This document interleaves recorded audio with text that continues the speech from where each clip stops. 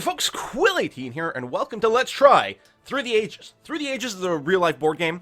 I've never played it in real life because it's got a player limit of 4, and my gaming group is too big. We're always 5 or 6 players, so I've never gotten a chance to play it, and it's really been a shame because Through the Ages is consistently one of the top-rated games over on boardgamegeek.com. I'm talking about, like, first, second, third place, like, all the time. It's always going to be way, way up there.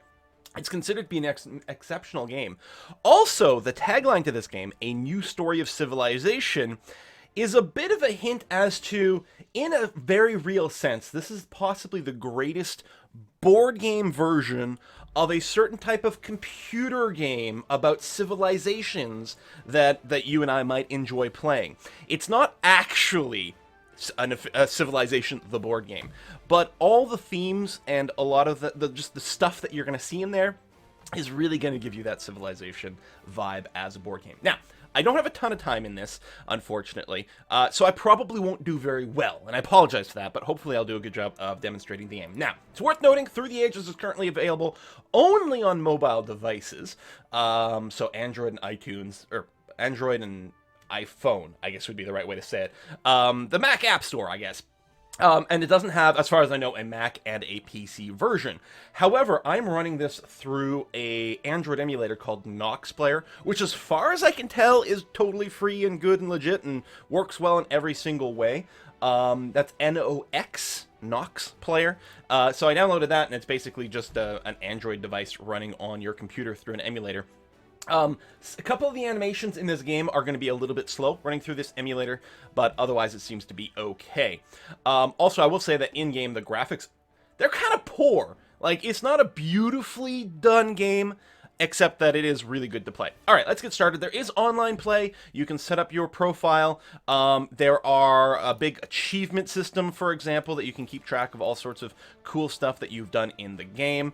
There is when you go local game, there is a challenge system over here where you've got a bunch of scenarios you can do to, try different configurations. So I can't even click on these to see what they are. But there's, like, some that change the rules, like everything is cheaper, and game will be longer. This one you only get to choose 1 leader. So there's, like, a couple of different, like, changes in the challenge game. I'm just going to go into a custom game setup over here. I'm setting all the AIs to easy, and I'm probably still going to get obliterated. So be ready for that. There's 2 options for the rules. The digital version plays a little bit faster because more things happen simultaneously. It can be a little bit... there's a couple of things that maybe not quite as intuitive, but the speed gains for it are going to be fantastic. So let's go ahead and play this. And as you can see, so there's the example. That's probably the only example of really slow animation, is that first card display, because otherwise it seems to go pretty well. And you can see that, like, the board game space over here is not necessarily the most exciting, but it works. Now, this digital version is very, very, very close, as far as I can tell, to the tabletop version. Really, the rules are exactly the same. And that's why, like, the screen's got a lot of stuff going on that might not be the most intuitive. I'll give you a very quick little rundown of what's going on. If we click over here, we've got some buildings in our little civilization here. We start off with these 4 types of buildings available. We can make simple little huts to, little farms for our agriculture. We can mine some bronze. We've got the basics of philosophy. And we've got the basics of religion over here. These yellow dots represent population that are working these things. Population / number of buildings. It's a little bit, it alternates back and forth. But effectively, we have 2 people working 2 farms. We have 2 people working 2 bronze mine. We have 1 person working 1 philosophy center, and we have no people working in any sort of religious temples. And on this view, you can sort of see there's, like, a couple of huts with a couple of yellow lights. I don't find it the most intuitive, but there you go. And we have no religious buildings whatsoever. We have our government over here. We start with despotism, which allows us to have 4 civil actions and 2 military actions every turn, and our urban buildings, which are the ones on the right with the gray background, we have a limit. This is where it gets a little confusing. Your urban building limit is 2, and what that means is I can only have up to 2 pips on philosophy and 2 pips on religion. I can't put a 3rd population / build a 3rd building on the philosophy card, for example. That's what that means. So you got your starting government, you've got your starting buildings. You have we do have a starting army. We have the ability to field warriors right now, and we have 1 in total. Each pip on the warrior gives us 1 military rating over here, and over on the right hand side, we can at a glance quickly see all the players and see everyone's current military rating. I can also click another player and see what they're going on over there. Now, in this very first little turn that we've got, all we can do is take cards from the top row. I believe the first player has 1 action to take cards, the second player has 2, third player has 3, and the fourth player has 4, because, you know, just obviously the first player gets first crack at the cards, and also will get the first crack at actually playing them. So that's all we're going to do in here. So this track here represents all leaders, technologies, wonders, and things like that that will develop over the course of the game, or be available over the course of the game. And normally, at the end of the turn, the 3 cards on the left get eliminated, and everything slides over to the left. This first turn is a little bit different.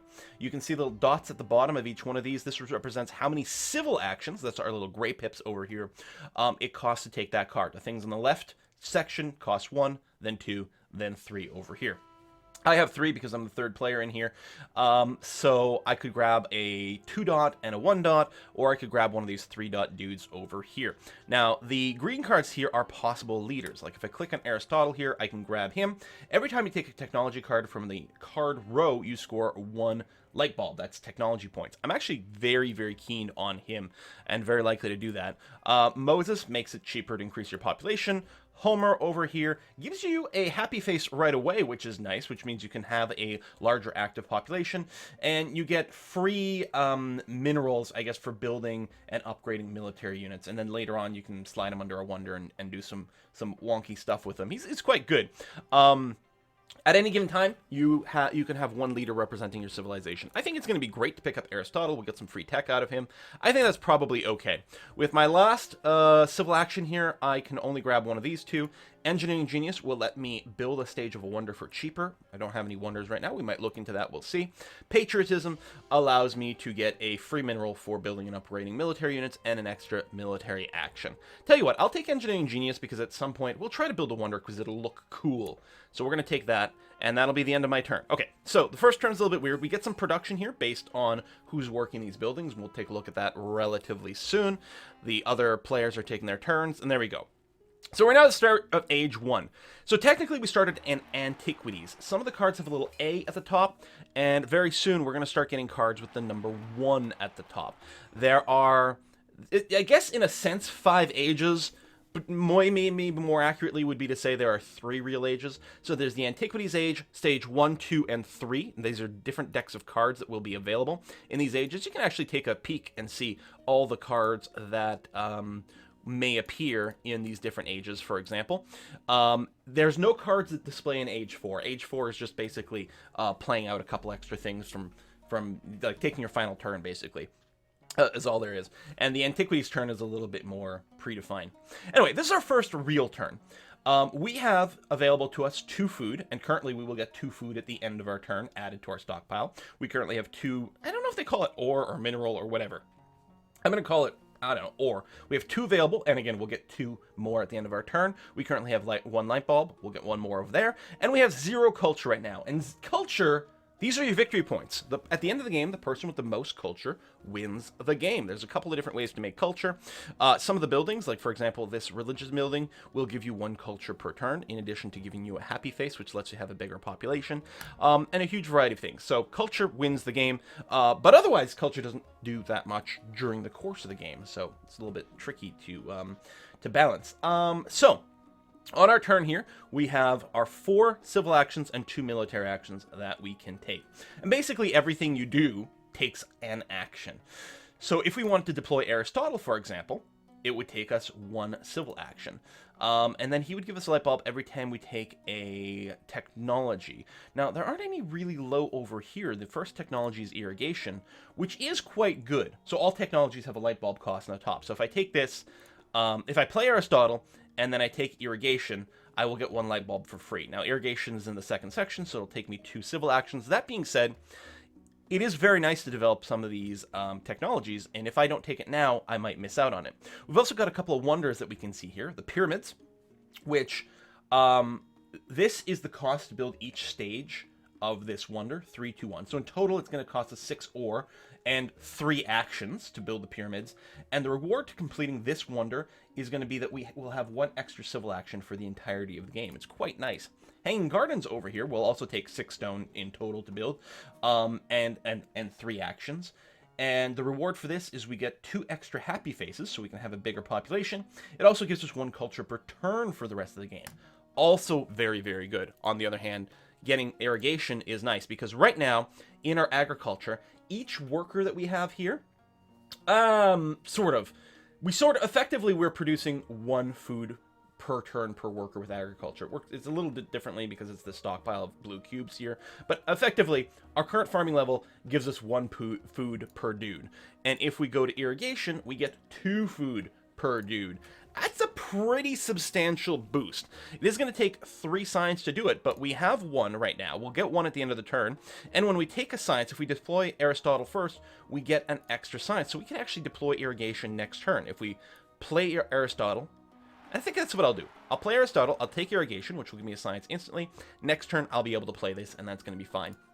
For my last action, I do actually have an idle worker over here that I could deploy in. I could also take 1 of these extra cards. Stockpile's not bad. It gives you an ore and a food. I think what I'm going to do is deploy... This will cost me 2 minerals to do, but I think I'm going to deploy because this is the cost. 2 ore. I keep switching the name. 2 ore to deploy someone to effectively build a new mine, because I have an idle worker here. I'm going to go ahead and do that. So we're going to do that. I do have 2 military pips, but I have nothing really to do with it. I could have expanded my military, but I think I'm happier doing this. And go. All right, so this is my production at the end of the turn. For every military action I didn't take, I get to draw a military card, so I have 2 military cards in my hand. Now everyone else is going to take their turn. We can take a closer look at what they're doing later on. Red's now got a military strength of 2. Yellow's got a military strength of 2. We got our first event. We'll talk about this event deck later on, but this triggered and gave each civilization 2 light bulbs, so I'm going to have more science than I need for things, but I guess that's the way it goes. Yellow here is just grabbing action cards. These are one-shot cards. You play them, they have an instant effect, and then they go away. For example, we have the card that will let us build a wonder stage cheaper, which would be really nice to pick up a wonder. We'll see what we can do. Development of religion. All civilizations, on their turn, can build a temple for free if you have an idle worker. I didn't save an idle worker, so I'm not going to take advantage of that event. That is a damn shame. So someone's developing some buildings. Is it my turn yet? Yes, it is. Okay. So the first stage of the game, we didn't see it last time, is actually the politic stage, which is where you're allowed to play cards from your military hand. So I drew 2 military cards last time, and I got 2. Now, both of these are going to be things to add to the event deck. So a good harvest, each civilization produces food immediately based on its production. That's kind of cool, just some free food. This is going to be a colonization card. When this comes up, we will actually see who can colonize this territory. The reward for colonizing this will be 3 light bulbs, an extra yellow dot over here, and we'll talk about why that's important later on, and an extra blue cube over here, and again, we'll talk about why that's important later on as well. Now, the big thing is, if I play one of these event cards, what happens is this. This represents sort of the event deck that is building up. If I play an event card, it will go in here. And what will happen is, this is the stuff that's played so far. We saw development of religion and development of science. There are 4 cards... that was odd. There are 4 cards in the active deck. This is the current event deck. If I play an event card, we take the top card from this deck, and it triggers and does something. When this is all done, all the events in the upcoming event deck get shuffled together and placed here. So if I play, say, Good as Harvest, it's not going to trigger now. It's going to trigger far later, but I will be triggering something. Now, all these antiquities cards, as far as I know, are sort of generic sort of events that just give everyone a boost, so it's not particularly meaningful. So, I don't know. Maybe we'll do that, because we do have the irrigation, so our farming might actually be better than other people. We might be able to take a better advantage of it. I don't know. I'll play it just to show. So it goes in that deck, and we pop the top event of the event deck. Development of settlement. All civilizations on your turn gain 1 population. Hey, that's quite cool. And the development of religion had still targeted or triggered but I don't have an idle worker for this temple, so I don't get to take advantage of it. Normally, it would happen at the same time. It would have been great if this population had triggered first, but that's, you know, not the way it works. Normally, the event triggers instantaneously for everyone, not at the start of their turn. That would be under tabletop rules. On digital board game rules, because there's a certain amount of simultaneous play, they change the rules in the digital version, or just change the timing of things. It doesn't really affect the game, and it keeps going fast. We can still grab one of these wonders, and I'm definitely going to want to do that. I think what we're going to do, since we're going to be able to get some extra food with irrigation, we are going to maybe be able to grow our population quite big, so I'm going to grab hanging gardens over here for the happiness, and the culture is okay too. Now, the wonders don't go into your hand. They immediately go over here and get started to be built. You can only be building one wonder at a time. So this is the hanging gardens, and we can start building up. Now, Engineering Genius gives us a discount of 2 or less, which is interesting because it means we could build the first stage of the hanging gardens for free for 0 minerals over here, 0 ore. It's still going to take an action. It's going to take an action for each stage, and each one of these stages requires 2 ore, except for the free one if we use the card. So we can't finish it right now. So I don't know if there's any need to rush to develop this. We're going to see how it goes. Now, I could get an extra unit of population. Right now, it costs 2 food to make an extra population. This is my, I think they call it like potential population, or I guess this is your population, but it's not your workers. I have an idle worker here, and I have some workers developed in all my buildings. If I hit this button, I will spend 2 food, and I will add an extra idle worker over here. Now, because this square here is completely empty, 2 things happen. First of all, we get -1 food every turn. So let me undo this. Right now, I've got 4 food in my stockpile, but I'm making 2 food per turn. When I hit this button, I'm only making 1 food per turn because I've got this -1. If you keep emptying these little squares, you will get more and more negative food, just as sort of a maintenance. But also, this represents a sort of like how much free space you have available. As you make more and more workers, people get more and more unhappy over here. And the happiness, can I give an example? I'm not sure that I can actually, maybe. If I go and do that, okay. So I've got, this worker is orange. If I go and put him out somewhere, and apparently I can't because I don't have enough minerals to demonstrate this, which is too bad. Anyway, I would get an unhappy face. And with an unhappy face... Now, I've never actually ended a turn with an unhappy face, but I believe what would happen is I think I have to trash one of my buildings or something like that, because I think you have to have idle workers here to counter the unhappy faces. So that's why happiness is very important. If you can, say, finish the hanging gardens here, we'll get more happiness faces, which means we can have more people out and about. So it doesn't make, I don't think there's any good reason for me to develop another unit of population right now. We actually really probably want to prioritize finishing this wonder going forward. Now, can we do that? How much does it take for another mine? So if I take 2 ore to make another mine, that'll mean in 1. 1 plus 3 is equal to 4, which allows me to build 2 stages, and I can build 1 for free.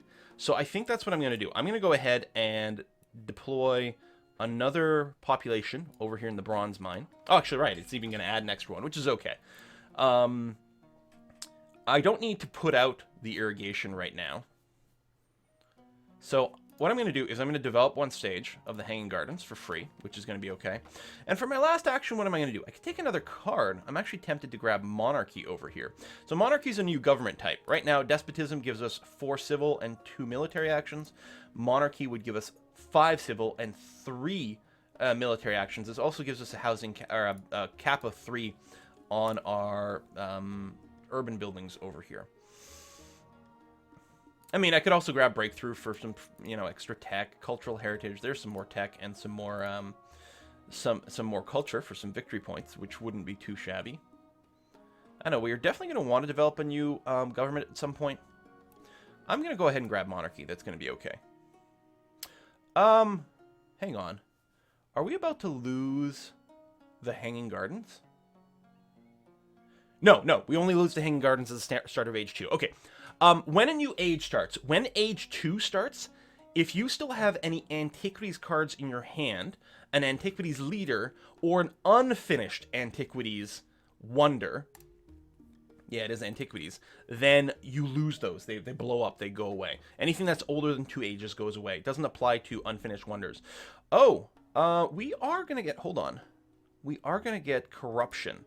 So what's going to happen over here, just like how the population squares, when you uncover them, has effects, if you have some of these squares uncovered, something happens. Because we have so many idle resources kicking around on the map, we're going to lose two ore, although because we only have one ore, we'll lose one ore and then one food if we just end turn that. We'll actually get a warning about it. Let me back up the whole turn and see, is there a better approach that we can take? I still like the idea of building the hanging gardens, though. What I have to do is get more cubes down over here in some fashion. Oh, and it just occurs to me, when I build the wonder stages, the cubes don't go down there, they go over there. Okay, I still think we're going to grab the wonder. We might not end up finishing it next turn, although we still have a happiness problem. Let's say I'm going to develop irrigation. It's going to take 3 of my science. And what I'm going to do is, okay, I don't have enough ore to take this dude and put him on irrigation because that costs 4. But what I can do is upgrade one of my existing farmers to irrigation, and you pay the difference. So it's 2 to 4, so it's going to cost me 2. If I do that, that's going to go and put 2 more stone on the track over here. Awesome. I still have an action left. If I do this with the Engineering Genius card, yeah, see? It takes cubes off of here to put it on the Wonder. So I'm going to have to figure something out in terms of this going forward. So I can't develop this. Idle worker can't be applied anywhere, which is kind of sucky. I don't like that. I think I'm just going to grab Monarchy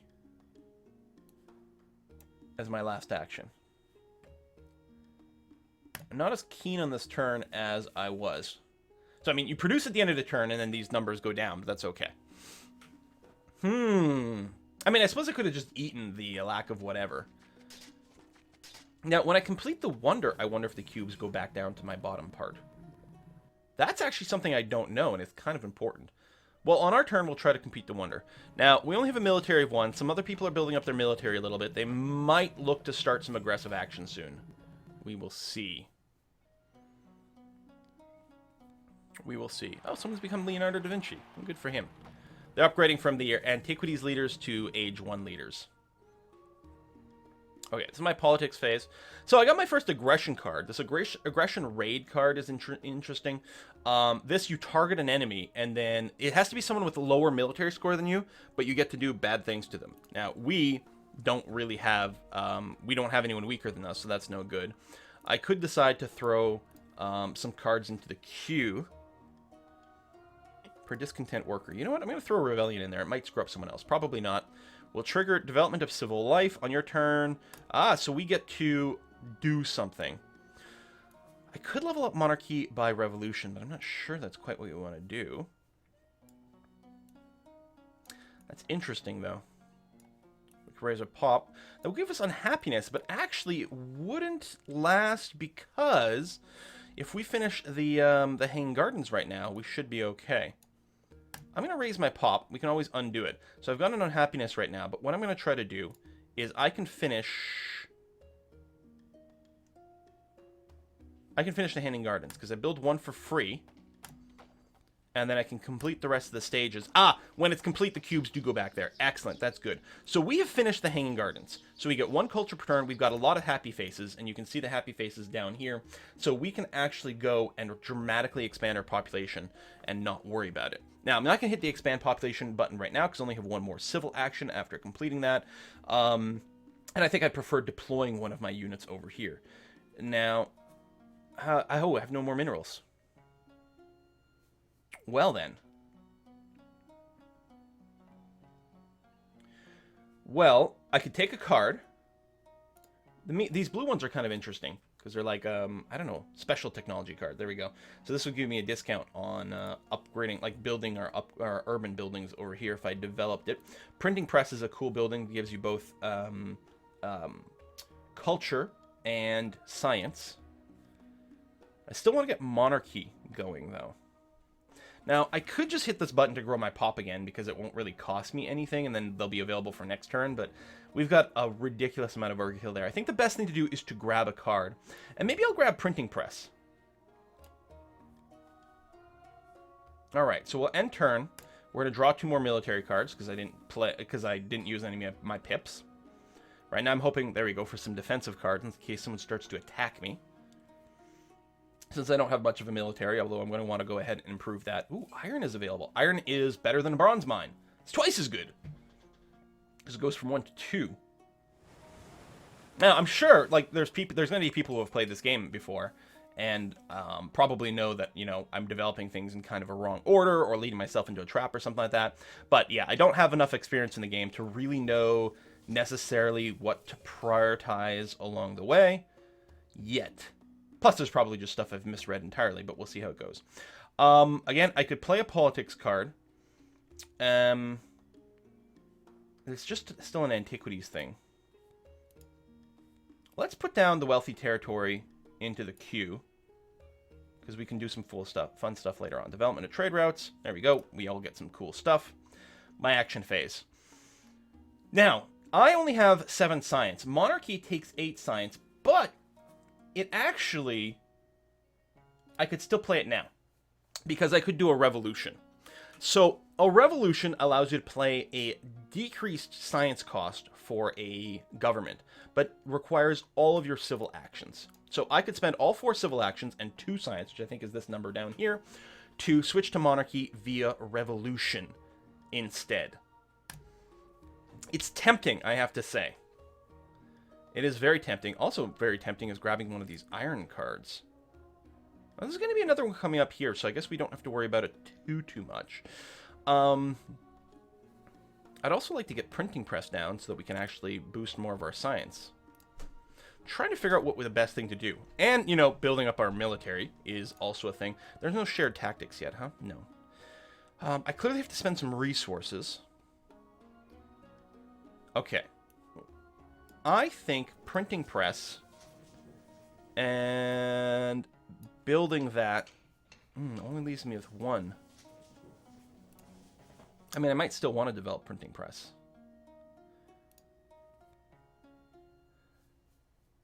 Yeah, we've got a ton of idle food. Okay, you know what? We're going to do this. This will return some cubes here. We still have, like, ridiculous idle pop, but I guess that's going to be okay. I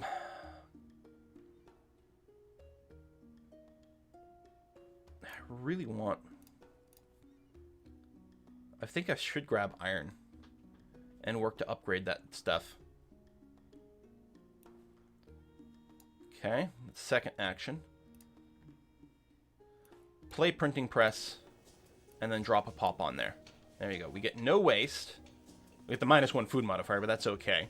We're going to have a little bit more science when we're starting to accrue a little bit more culture going forward. Notice these are all different types of buildings. These are labs with the, it's a type of flask. I don't remember what that round bottom flask is.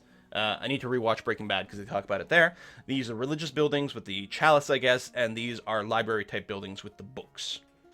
And this is an Age 1 building, which is why it's on a separate row over here.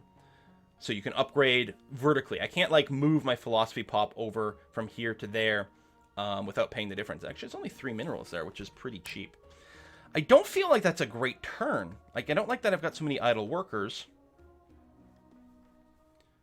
Yeah, we need to get the iron mine down. Okay, now, you have a hand limit. Your hand limit is based on how many pips of civil and military actions you've got. So since I've got 4 civil pips, I can only have 4 civil cards in my hand. Now that's fine, but because I've only got 2 military pips, I can only have 2. I'm going to get rid of the aggression raid because right now I don't have enough of a military to consider aggressive actions here.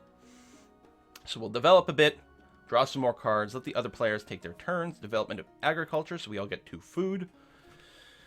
Which, again, is kind of nice for me because I can grow my population aggressively, but I can't do it without more minerals. So, ooh, there's just developed iron. So I think it's a good thing that I grabbed that iron card. You know, we're not necessarily... Oh, okay. So this is our first colonization phase. Wealthy territory, which I think I played in the event deck, has come up. If You colonize this, you get 6 ore right away, and you get 3 extra blue cubes added to your pile, which means you don't have to worry about waste and corruption as much. It's just 3 extra idle cubes. Very, very, very powerful. Now, the way that you conquer territory is by spending military points to do it. Everyone will bid. Now, because we're playing with the digital rules, everyone will bid their maximum blindly. In a tabletop rule, I bid 1, then you bid 2, then the next guy bids 3, and around and around and around we go. Here we just bid our maximum, and then the person who wins pays like the most that they need to. So my actual maximum is 2. The reason is I get 1 military point for my actual army over here, and I have 1 card in my hand that can give me +1 colonization point. Now, you can bid a number, or what you can do is you can test. You can say, well, let's say if I spent this army there, that would be worth 1, and then played this card, that would be worth 2. I would love to go and settle this because actually we could use the minerals and the cubes. I will say I'm willing to spend up to 2 over here. Most likely someone will outbid me because a lot of people have military. Yellow wins the colony because they apparently offered more than 2, I guess. So the bid of 2. I guess, I don't know if there's a tie or how it works or whatever. There might have been an order thing because tabletop there would be, right? Because if the person before me bids 2, and I only have 2, I can't also bid 2. So that's probably what it came down there as a tiebreaker. Darn shame. I would have really liked that because that would have been a good boost. Oh, good harvest. Everyone gets food based on their production. I actually got the most out of that. And I think I put that card in there too. Someone's building another wonder. That looks like... Oh, there we go. The Colossus has been built, which is going to help with military and colonization points. So we only have 1 military still. We may have to do something about it. I kept waiting for another military tech to come up. We'll see how it goes. Politics. We could put another territory out there. I'm just going to skip. It's going to be okay.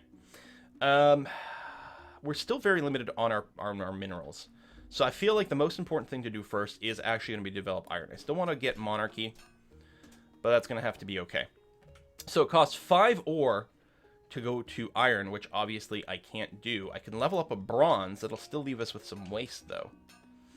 But that might be unavoidable.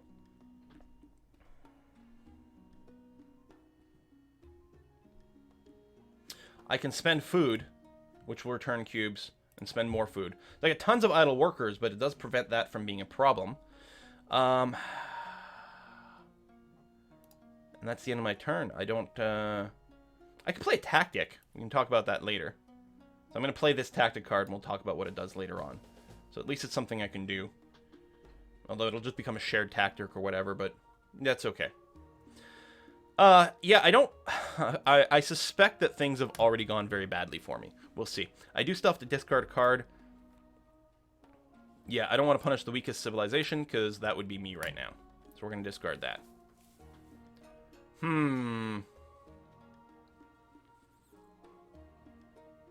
No war cards have come up yet. I think... or no, that's from the other deck. But still, I think war cards tend to come a little later. There might be Age 1 wars. I'm not sure. Now, we are going to lose our leader soon. We'll have to keep... Oh, all civilizations lose 1 pop. Okay. That's actually not so bad for us. The strongest civilization gains 3 ore. The weakest, which would be me, destroy one of your urban buildings, farms, or mines. That's actually not so bad. We can probably blow up one of our tier 1 farms at this point. And not cry about it. We are going to have to put a cut in here in a moment. I'm going to take 1 more turn, and then we'll put a cut after that. Oh, it's actually over 30 minutes already. I thought it was just over 20. Never mind. Yeah, we'll still talk about these tactics later on. So yeah, let me put a cut in here. And again, I have not a ton of time in this, so I suspect that I'm probably approaching the core strategy wrong, and I suspect the easy AI will still ruffle stomp me. We'll see how it goes. Thanks for watching. We will be continuing this game. I think the next part of this video will be up very, very, very soon. So hope you're enjoying this. See you next time, folks. Bye-bye.